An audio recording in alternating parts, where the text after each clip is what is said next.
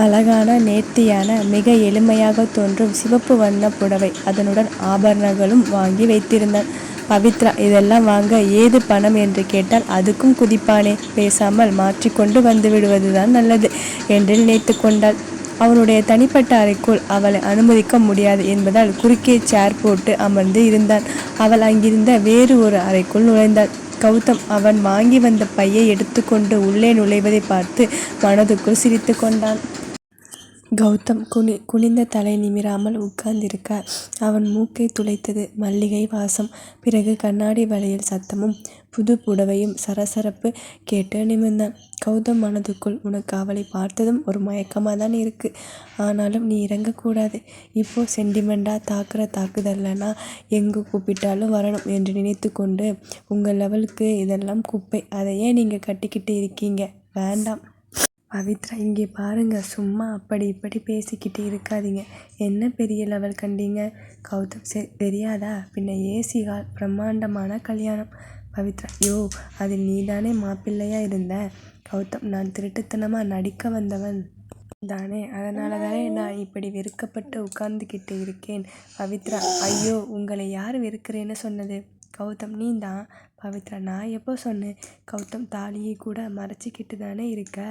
பவித்ரா உள்ளே ஒளித்து வைத்திருந்த தாலியை எடுத்து வெளியே போட்டாள். போதுமா? கௌதம், என்ன போதுமா? அவ்வளவு சலிப்பெல்லாம் வேண்டாம். பவித்ரா, இப்போ என்ன செய்யணும் சொல்லுங்க. கௌதம், இப்போ என்னுடன் ஒரு இடத்திற்கு வரணும், வருவியா? பவித்ரா, ஹாஸ்பிட்டல் தானே, வரேன் என்று அவன் அருகில் நின்று அவன் கையை இழுத்து தன்னுடைய தோளில் போட்டுக்கொண்டாள். புது புடவையின் வாசனை, பூவாசம் மற்றும் அவள் உடலில் இருந்து வரும் ஒரு இதமான வாசம் ஒன்று சேர்ந்து அவனுடைய அடிவயிற்றில் பட்டாம்பூச்சி பறக்க வைத்தது. கௌதம் காரில் உட்கார அவளை இழுத்து கொண்டான். ஏங்க, இந்த கார் டிரைவர் வேலை பார்க்கும் வாசுவை பார்த்து என்னுடைய ஃப்ரெண்ட்.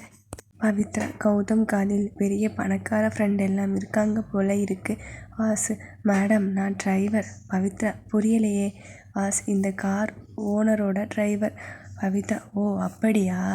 கௌதம், நானும் இந்த கார் முதலாளி மாதிரி இருந்தால் பரவாயில்லைன்னு உனக்கு தோணுதா? பவித்ரா அவன் கையை தட்டி, இப்படியே எக்கு தப்பா பேசுங்க, இன்னொரு கடி வாங்குவீங்க. கௌதம் கழுத்தை தடவி கொண்டான்.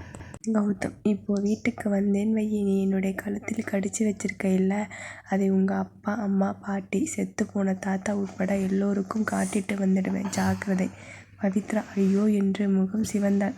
அவளை தோளோடு அணைத்து கொள்ள தூண்டிய ஆர்வத்தை அடக்கி கொண்டான். கொஞ்ச நேரத்தில் சட்டப்படி என்னுடைய மனைவியாக போகிறாய், அப்புறம் உன்னுடைய சிவந்த முகத்தை முத்தத்தால் துடைச்சி விடுறேன். பவித்ரா ஒரு ஆர்வத்தில், எங்கே போகிறோம்? கௌதம், நம்ம கல்யாணத்தை ரிஜிஸ்டர் பண்ண. பவித்ரா திடுக்கிட்டாள். வண்டியை நிறுத்துங்க, வீட்டுக்கு தெரிஞ்சால் பிரச்சனை ஆகிடும், வேண்டாம். கௌதம் கோபமாக, வேண்டாம்னா விட்டுடலாமா? நான் வேற கல்யாணம் பண்ணிக்கிறேன், நீ வேற கல்யாணம் பண்ணிக்கிறியா? பவித்ரா, என்னங்க கோவப்படுறீங்க? வீட்டுக்கு தெரிஞ்சால் சிக்கல், ஏற்கனவே எங்கள் அப்பா உங்கள் மேலே வெறியோடு இருக்கார், மண்டபத்தில் தாலி கட்டியதற்கே உங்களை. கௌதம், என்னை? பவித்ரா, ஒன்றுமில்லை, அப்பா கோவப்பட்டார், அதுதான் என்று மழுப்பினாள். கௌதம், அந்த அக்கறை உனக்கு முன்னாடியே இருக்கணும். வீட்டுக்கு தெரிஞ்சா என்னை கல்யாணம் பண்ணன 1000 பேருக்கு முன்னாடி கல்யாணம் பண்ணிக்குவாளாம், ரிஜிஸ்டர் பண்ண சொன்னால் அப்படியே தயக்கம். என்ன தயக்கம் சொல்லு? இந்த சர்வரை உன்னுடைய புருஷன்னு சொல்லிக்க உனக்கு கௌரவம் பாதிக்குதோ, இல்லை உங்கள் பணக்கார புத்தியை காட்டி என்னை ஒதுக்கி வைக்க போறீங்களா? பவித்ரா விசும்பி கொண்டே, ஏன் என்ன குறை சொல்லிட்டே இருக்கீங்க? நானும் எவ்வளவுதான் பொறுத்து போகிறது, என்ன தான் பண்ண சொல்லுறீங்க? கௌதம், ஒன்றும் பண்ண வேண்டாம், ஒரு கையெழுத்து மட்டும் போதும். நேற்று ராத்திரி என்னை பாதியில் விட்டுட்டு போயிட்டா என்ன பண்ணட்டும்? எனக்கு ஒரு பாதுகாப்பு வேணும், அதுக்கு தான் இந்த ஏற்பாடு. பவித்ரா, ஏங்க இதை நான் சொல்லணும்? நானே உங்களை நம்பும் பொழுது நீங்கள் நம்ப மாட்டீங்களா? கௌதம், நம்புறதா? நேற்று என்ன சொல்லி என்னையும் என்னுடைய நண்பனையும் பிரித்த? என்னை பார்த்துக்கிறேன்னு சொன்னியா? ஆனால் ஒரு சப்பாத்தி வாங்கி கொடுத்த, மாலில் ஒரு பெஞ்சில் உட்கார வச்ச, முன்ன பின்ன திரும்பி பார்த்தியாடி? யோசிச்சு பாரு, 5 மணி நேரமாக காலை தொங்க போட்டுக்கிட்டு உனக்காக காத்திருந்தேன், நீ என்ன பண்ணின?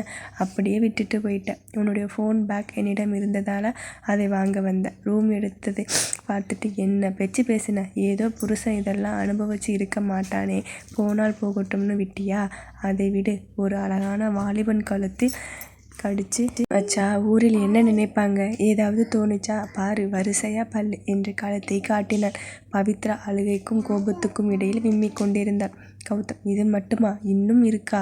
யாரு கண்டா? உங்கள் அப்பாவை விட்டு என்னை போட்டு தள்ள முடிவு பண்ணிட்டியோ என்னவோ? Pavithra, stop it. போதும், எல்லாமே போதும். இப்போ என்ன, ரிஜிஸ்டர் பண்ணணும், அவ்வளவுதானே? செய்துக்கலாம். இன்னொரு முறை எங்கள் அப்பாவை பற்றி பேசுனீங்க வாயை உடைச்சிட்டு. கௌதம், எப்பா என்ன கோபம் வருதுடி? உங்கள் அப்பனை பற்றி பேசினா என்னுடைய உயிரை பற்றி வச்சிருக்க இந்த உதடு அதை நெருங்க நினைத்து நோ, வேலையாகும் வரை நோ டச்சிங் என்று சொல்லி கொண்டார். ரிஜிஸ்டர் ஆஃபீஸில் இவர்கள் உள்ளே நுழைய கையெழுத்து போட சொல்லி மாலை இருவரும் கையிலும் கொடுத்து மாற்றிக்கொள்ள சொன்னார்கள். கௌதம் ஆசையாக அவள் கழுத்தில் போட, அவள் கோபமாக அவன் கழுத்தில் போட அவளது இடையை வளைத்து பிடித்தான். இதுவரையும் நிற்க வைத்து கேமரா கிளிக்கிட்டது. கௌதம் கொஞ்சம் சிரிச்சபடி, முகத்தை வச்சுக்கோ, உன்னுடைய கோப முகம் எனக்கு மட்டும்தான் பிடிக்கும். இப்போ ஃபோட்டோ எடுக்க முடியலையாம். பவித்ரா ஈ என்று பல் வரிசையை காட்ட அவளை அணைத்தவன் அவள் கன்னத்தில் முத்தமிட்டான். அதில் அதிர்ச்சி காட்டிய அவள் முகம் அழகாக ஃபோட்டோவில் பிடிக்கப்பட்டது. பவித்ரா ஒருவாறாக களைத்து போய் ஆபீஸ் அறையில் சென்று உட்கார்ந்தார். குறிப்பிடித்து கொண்டிருந்த வேலையை தொடர்ந்த. மதிய உணவு வந்தது. பவித்ரா அதிசயமாக பார்க்க கொண்டு வந்தவன், இன்னைக்கு நம்ம முதலாளி வீட்டில் விசேஷமா, அதனால எல்லோருக்கும் இனிப்புடன் சாப்பாடு. பவித்ரா தேங்க்ஸ் என்று சொல்லிவிட்டு தன்னை எப்பவும் குறை சொல்லி கொண்டிருக்கும் புருஷனை பார்த்து சாப்பாடு கொடுத்து விட்டு வர சென்றான். கௌதம் அவனுடைய வேலையில் ஆழ்ந்து இருக்க திடீரென மணி அடித்ததும் கேமராவில் பார்த்தான். வாசு, பவித்ரா வந்திருக்கா, உன்னை பார்த்தால் என்ன ஆகும்? வாசு, அதுதான் ஏற்கனவே ஃப்ரெண்டுன்னு சொல்லிட்டீங்களே பாஸ். கௌதம், உளறிட மாட்டே இல்லை? வாசு, மாட்டேன். கௌதம், சரி ஹாலுக்கு போகலாம். வாசு கதவை திறக்க கௌதம் சோஃபாவில் உட்கார்ந்து கொண்டான். பவித்ரா கௌதமை பார்த்து பிறகு வாசுவை பார்த்து, நீங்கள் ஏதாவது முக்கியமாக பேசிக்கிட்டு இருக்கீங்களா? கௌதம், ஆமாம், இவன் வேலையை விட்டு நின்றுக்கிறானாம், என்னை டிரைவராக போக சொல்லலாம். வாசு, ஆமாம் மேடம், எங்கள் முதலாளி எப்பவும் வெளிநாட்டில் சுற்றிக்கிட்டே இருப்பார். கார் என்னிடம்தான் இருக்குது. காரையும் கொடுத்து சம்பளமும் ஓடுகிறார் முதலாளி. இவர் சர்வராக வேலை செய்வது உங்களுக்கு பிடிக்கலன்னு ரொம்ப வருத்தப்பட்டார். அதனாலே தான். பவித்ரா வாசுவை பார்த்து, என்ன ஃப்ரெண்ட்ஸ் நீங்கள்? அவர் உங்களை மரியாதை இல்லாமல் பேசுகிறார், நீங்கள் அவரை மரியாதையோடு பேசுகிறீங்க. கௌதம் வாசு இருவருமே கொஞ்சம் முறைந்து நின்றனர். பவித்ரா அதி புத்திசாலி என்பதை மறந்து விட்டோமே. உறவில்தான் அவள் கொஞ்சம் வீக். யார் என்ன சொன்னாலும் யோசிக்காமல் நம்பிடுவா. சரி, அதை கொஞ்சம் முயற்சி செய்து பார்க்கலாம். கௌதம், அவள் எல்லோரையும் மரியாதை தான் பேசுவான். தங்கச்சியை கூட வாங்க போங்கன்னு தான் பேசுவான். அவன் ஒரு விசித்திர ஜீவன். பவித்ரா அவனிடம் கை குலுக்கி, வாவ் சூப்பர், என்னுடைய அப்பா ஃப்ரெண்டு கூட ஒருத்தர் அப்படிதான், அவங்க பொண்ணு வயசுள்ள என்னையே வாங்க போங்கன்னு தான் கூப்பிடுவார். கௌதம் வாசுவையும் அவன் கையையும் பார்த்தான். வாசு அவசரமாக கையை உதறி ஃபோன் என்ற பாக்கெட்டில் கைவிட்டான். கௌதம் இவளை பார்த்தான். கையில் கொண்டு வந்ததை டீ டேபிள் மேல் வைத்தான். எல்லாத்துக்கும் இவளே விளக்கம் சொல்லிடுவா, நாம் ரொம்ப டென்ஷனாகி பயந்துட்டோம் என்று மனதுக்குள் நினைத்து கொண்டு, நீ என்ன இங்கே? பவித்ரா, உங்கள் ஃப்ரெண்டை பார்த்து கற்றுக்கோங்க, மரியாதையாக எல்லோரிடமும் பேசணும். கௌதம் வாசுவை முறைத்ததில் அவன் துண்டை காணோம் துணியை காணோம் என்று தெரித்து ஓடினான். பவித்ரா, ஏங்க வாசு சார் சாப்பிட்டு போங்க. வாசு, இல்லைங்க மேடம், வேலை இருக்கு என்று கதவை சாத்தி கொண்டு கிளம்பினான். சிறிது தூரம் போன பிறகு மூச்சு விட்டு நின்றான். கடவுளே, எப்படியாவது பாஸ் நல்ல மூடில் இருக்கணும், என்னை தாளிச்சு விட்டுடாதே என்று தன்னுடைய வேலையை பார்க்க சென்றான். பவித்ரா கௌதமுன் தனக்கு வந்த சாப்பாட்டை பிரித்து வைத்தாள். சாப்பிடலாம். கௌதம் முகத்தில் மெல்லிய புன்னகை அரும்பியது. அவளை சீண்டனுமே. என்ன இது? பவித்ரா, எங்கள் பாஸ் வீட்டில் என்னவோ விசேஷமாம், எல்லோருக்கும் சாப்பாடு வந்தது, அதுதான் உங்களுக்கும் எடுத்துட்டு வந்துட்டேன். கௌதம், ஓசி சாப்பாடா? பவித்ரா கோபத்தில் முகம் சிவந்து முறைத்தாள். கௌதம் தன்னுடைய கட்டுப்பாடுகளை தூக்கி போட்டான். அவளை பக்கத்தில் இழுத்தான். என்ன பண்ணுறீங்க என்று துள்ளினான். அவள் ஜாக்கெட்டுக்குள் மறைத்து வைத்திருந்த தாலியை வெளியே போட்டான். அப்படி உங்களுக்கு அவமானமாக இருக்கு இல்லை? பவித்ரா, என்ன சொல்ல வரீங்க என்று முறைத்தார். கௌதம், இல்லை, தாலியை வெளியே தெரியும்படி போட்டா எல்லோரும் உன்னிடம் உன்னுடைய புருஷனை பற்றி கேட்பாங்க. அவங்க கிட்ட என்னை பற்றி சொன்ன கேவலமாக இருக்கும், அதனால தானே மறைச்சி வச்சிருக்க. பவித்ரா தலையில் அடித்து கொண்டு, ஐயோ ஐயோ, ஏங்க என்னை என்ன குறை சொல்லலாம்னு யோசிச்சுக்கிட்டே இருப்பீர்களா? கௌதம் அவளுடைய 2 கைகளையும் பிடித்து கொண்டு, உண்மையை சொல்ல யோசிக்கணுமா? பவித்ரா மௌனமாக கிளம்ப பார்க்க அவளை இழுத்து தன்னுடைய மடியில் சிறை வைத்தான். என்ன, உண்மையை சொல்லிட்டேன்னு கோபம் வருதா? பவித்ரா, யோ, உனக்கு அறிவு இருக்கா இல்லையா? மத்தியானம் சாப்பிட்டியான்னு கவனிச்சியான்னு குறை சொல்லுவீங்கிறதா எனக்கு கொடுத்த சாப்பாட்டை கூட உங்களுடன் ஷேர் பண்ணிக்கலாம்னு வந்தேன். இதில் இருந்த இனிப்பை நாம் பகிர்ந்துக்கணும்னு நினச்சேன். ஆனால் உன்னோட மூஞ்சிக்கு போடா, நான் யோசிச்சதெல்லாம் தப்பு. என்னவோ பண்ணு, இன்னும் நல்லா யோசிச்சு ஏதாவது குறை சொல்லிகிட்டே இரு. ஆனால் ஒன்று மட்டும் நல்லா தெரியுது, உங்களுக்கு என்னை சுத்தமாக பிடிக்கலைன்னு. புரியுது, விடுடா கௌதம். ஓ அப்படியா, சரி இந்தா என்று இனிப்பை அவள் வாயில் வைத்தான். வேண்டாம் என்று திரும்பி கொண்டவளை பார்த்து, உனக்கு எப்படி இனிப்பை ஊட்டணும்னு எனக்கு தெரியும்டி என்று நினைத்து கொண்டு அவனுடைய வாயில் போட்டு கொண்டான். பவித்ரா அவனை பார்த்து மனதுக்குள் பொங்கினாள். மனுஷனா நீ?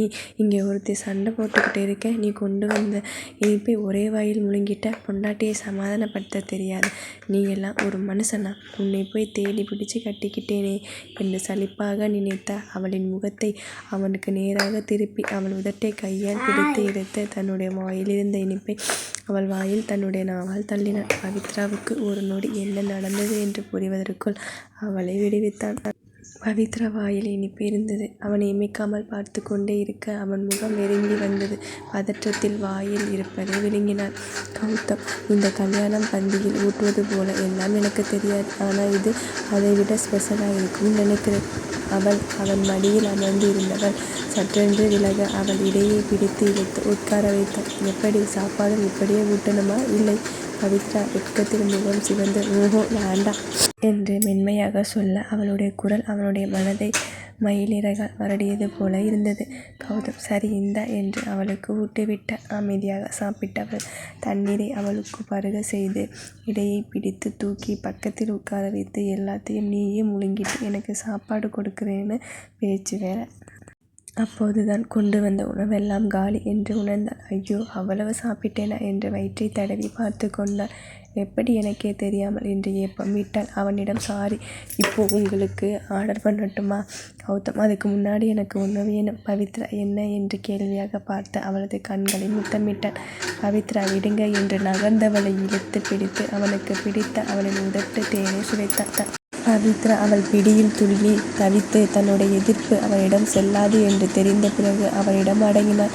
கௌதம் தன்னுடைய பிடியில் இருக்கும் தன்னவளின் நெகிழ்ச்சியில் இன்பமுற்று அவன் முகம் சிவந்து மூச்சு விட சிரமப்படுவதை விடுவித்தான். அவளோ தடுமாறி அவன் பிடியில் இருந்து தப்பி அறையிலிருந்து வெளியேறி சுவரில் சாய்ந்து மூச்சு விட்டாள். தலையை சரி செய்து கொண்டே யோசனையோடு செல்ல எதிரில் வந்தவன் மேல் இடிக்க அவனோ, ஓ இந்த சர்வீஸ் கூட ஆரம்பிச்சிட்டீங்களோ? பவித்ரா குரலை வைத்து கண்டு கொண்டாள். நிமிர்ந்து அவனை பார்க்க, பிரவீன், ரூமுக்கே வருவீர்களா? ஏன், உன்னுடைய புருஷன் ஆண் பிள்ளை இல்லையா? 1 மணி நேரமா 2 மணி நேரமா? பவித்ரா புரியாமல் அவனை பார்க்க அவன் தலை களைஞ்சி மாறாப்பு நழுவி என்றதும் சட்டென்று மாறாப்பை சரி செய்து கொண்டு அங்கிருந்து நகர பார்த்தான். ரவி, ஏன் போற? வா, உனக்கு பணம் குறையில்லைன்னு தெரியும். உனக்கு உடம்பு சுகத்தை நான் தருகிறேன் என்று அவள் கையை பிடித்தாள். பவித்ரா அவனை உதறிவிட்டு, டேய் பொறுக்கி, மேலே கை வச்ச கொன்னுடுவேன். ரவி, இங்கே கை வைப்பேன், இங்கே கை வைப்பேன் என்று கண்ட இடத்துக்கு நேராக அவன் கையை காட்ட அவளுக்கு வந்த ஆத்திரத்தில் ஓங்கி அவனை அறைந்தாள். பவித்ரா அறைந்ததும், என்னை நீ அடிக்க நான் முகத்தை காட்டிக்கிட்டே இருப்பேன்னு நினைச்சியா? பிரவீன் 10 வருஷமா என்னோட சுற்றுவாளா? வேற ஒருத்தனை கல்யாணம் பண்ணிக்குவாளா? நான் என்ன இழிச்சவாயனா என்று அவளை இழுத்து அணைக்க அவள் திமிர அவளுடைய கன்னத்தில் ஓங்கி அறைந்தாள். கன்னம் கிழிந்து ரத்தம் வந்தது. தடுமாறி விழுந்தாள். கௌதம் வெளியே நடப்பது தெரியாமல் சற்று முன் பவித்ராவிடம் இருந்து வந்த வெட்க சின்னங்களை இணைத்து கொண்டு சாய்ந்திருந்தாள். கௌதமுக்கு ஃபோன் வர அதில், சார், உங்கள் அறையில் இருந்து வெளியே வந்த பெண்ணை ஒருத்தன் என்று சிசிடிவி பார்த்து கொண்டிருந்தவன் முடிப்பதற்குள் அதிர்ந்து எழுந்து கதவை திறந்து வெளியே வர அந்த காரிடோர் கடைசியில் பவித்ரா விழுந்து கிடக்க பிரவீன் அவள் கையை பிடித்து தரையோடு தரையாக இழுத்து கொண்டிருந்தான். கௌதமுக்கு எங்கிருந்து வந்தது அந்த வேகம் என்று தெரியாது ஓடி சென்று பிரவீனை எட்டி உதைத்தான். பவித்ரா கௌதமை விசித்திரமாக பார்த்தாள். பிரவீன் தலையை பிடித்து சுவரில் முட்டி முகத்தை சுவரில் வைத்து தேய்த்து அவனை கீழே தள்ளிவிட்டு வயிற்றில் திரும்ப உதைத்ததில் குற்றுயிராக நெளிந்தான். பவித்ராவை கௌதமை இழுத்து பிடித்து போதும் என்று கத்த, கௌதம் அவளை உதறிவிட்டு, ஏன், உன்னுடைய லவர் அடி வாங்குவது உன்னால் தாங்க முடியலையா என்று கத்த, பவித்ரா கௌதமை இழுத்து தள்ளி ஆமாம் என்று அவனுக்கு சரியாக கத்திவிட்டு கௌதம் அறையை நோக்கி ஓடினாள். சட்டென்று அவளுடைய ஓங்கிய குரலில் பயந்தவன் அவள் பின்னாலே ஓடி சென்றான். உள்ளே கட்டிலில் படுத்து கொண்டு அழுது கொண்டிருக்கும் அவளை பார்த்து, எதிரில் இருந்த டீ டேபிளை எட்டி உதைத்தான். சுவரில் முஷ்டியை மடித்து ஓங்கி குத்தினான். வலி வந்தும் ஆத்திரம் அடங்கவில்லை. தலையை சுவரில் முட்டிக்கொண்டான். பிரவீனை கொல்ல வேண்டும். தன்னுடைய பூ போன்ற பதுமையை ரத்தம் வரும் அளவுக்கு அடித்திருக்கிறான். தலையை பிடித்து கொண்டு ஹாலில் கௌதம் இருக்க அவள் படுக்கை அறையில் விசிந்து கொண்டிருந்தாள். கௌதம் போனில் வாசுவை அழைத்து டாக்டர் வர சொல்லு என்று போனை தூக்கி எறிந்தான். மெல்ல தைரியத்தை வரவைத்து கொண்டு அறைக்குள் நுழைய அவள் விழி விரித்து அவனை பார்த்தாள்.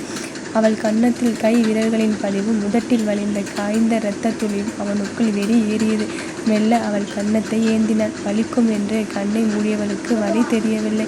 கண்களை திறந்ததும் அவனின் அந்த பளிச்சென்ற கண்ணின் ஓரத்தில் சிறு துளி கண்ணீரும் காதலும் வழிந்ததை கவனிக்க தவறவில்லை. பிரவீனுடன் பல வருட காதல். ஆனால் இந்த நேரத்தில் இவன் கண்ணில் தெரியும் காதலை அவன் கண்ணில் ஒரு முறை கூட பார்த்ததில்லை. கௌதம் தன்னுடைய விரலால் அவள் உதட்டில் உறைந்திருந்த இரத்த துளியை துடைத்தான். பவித்ரா வழியில் என்று சத்தமிட அவன் கைகள் நடுங்கியது. பவித்ரா மனதில் மகிழ்ச்சி ஆறாக பொங்கியது. திஸ் இஸ் மை மேன் என்று வாய்க்குள் முழங்கிக் கொள்ள கௌதம் என்ன வலிக்குதா? டாக்டர் இப்போ வந்துடுவார். 2 நிமிடம், நான் போய் பார்க்கிறேன். பவித்ரா எழுந்தாள். கௌதம் என்னாச்சு? ஏன் எங்கே போகிற? பவித்ரா வாயில் இரத்த வாடை வந்து வாஷ் பண்ணிட்டு வந்துடுறேன். கௌதம் வெயிட், நான் ஹெல்ப் பண்ணுறேன் என்று அவளுடன் சென்றான். பவித்ரா வாய் கொப்பளிக்க கௌதம் பார்த்து. பவித்ரா மனதுக்குள் சிரித்து கொண்டாலும் அவனை பார்த்து முறைத்தான். கௌதம் சாரி, அவன் உன்னை அடித்ததும் எனக்கு கோபம் வந்துடுச்சு. அதுதான் அவனை அடிச்சிட்டு. தப்புன்னா என்னை மன்னிச்சிடு.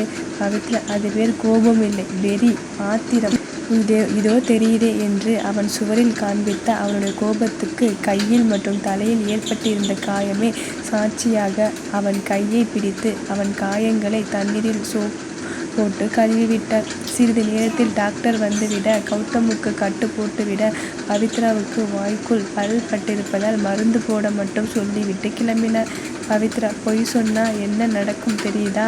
கௌதம் என்ன நடக்கும்? பவித்ரா உங்கள் கையில் காலில் இருக்கும் கட்டை பார்த்தால் தெரியும். கௌதம் என்னடி சொல்லற? பவித்ரா காலில் கட்டு போட்டுருக்குன்னு என்ன நடிப்பு நடிச்சிங்க? இப்போ என்னாச்சு? காலில் கையில் 2லையும் கட்டு கிடச்சதா? கௌதம் என்னடி கிண்டலா? பவித்ரா ஆமாண்டா. கௌதம் அடிங்க, உன்னை என்ன பண்ணுறேன் பாரு என்று அவளை துரத்த அறைக்குள் சுற்றி வட்டமிட்டு மூச்சு வாங்கி சாய்ந்தனர். கௌதம் மெல்ல அவள் கன்னத்தில் இதழ் பதிக்க அவள் கண்களை இறுக்கி மூடிக்கொண்டாள். பவித்ரா காதருகே அவன் உதட்டால் முத்தமிட்டு இன்னைக்கு நமக்கு முதலிரவு. பவித்ரா திக்கென்று கண்களை திறந்தாள். கௌதமை தள்ளிவிட்டு ஓடினாள். தொம் என்ற சத்தத்துடன் கட்டிலில் இருந்து கீழே விழுந்த கௌதம் பாவி விழுந்துட்டேண்டி. பவித்ரா உடம்பை பார்த்துக்கோ ராஜா என்று ஓட்டமாக ஓடிவிட்டாள். ஆபீஸ் வந்து பாத்ரூமில் நுழைந்து தன்னுடைய உடையை சரி செய்து கொண்டு அடிபட்டு சிவந்த கன்னங்களை பார்த்துவிட்டு செய்வது அறியாமல் தன்னுடைய அறைக்குள் நுழைந்து வேலையை ஆரம்பித்தாள். கம்ப்யூட்டரில் திரும்ப கௌதமின் ஜூம் செய்யப்பட்ட முகமே வந்து சென்றது. ஐயோ, ஒரு முத்தத்தை கொடுத்துட்டு இப்படி வேலையை கெடுக்கிறியே என்று சினுங்கினாள். பவித்ரா சென்ற பிறகு அங்கு போலீஸ் வந்து பிரவீனை இழுத்து சென்றது. பிரவீன் அவன்தான் என்னை அடித்தான். என்னை எதுக்கு கூட்டிகிட்டு போகிறீங்க? நான் யாரு தெரியுமா? போலீஸ் நீ யாருன்னு தெரியும், அவர் யாருன்னு தெரியும். நீ செய்த வேலையெல்லாம் கேமராவில் ரெக்கார்ட் ஆகி இருக்கு. அதனால் நீயா வந்துட்டா சிரமம் இல்லை. பிரவீன் கௌதமை முறைத்து கொண்டே நகர்ந்தான்.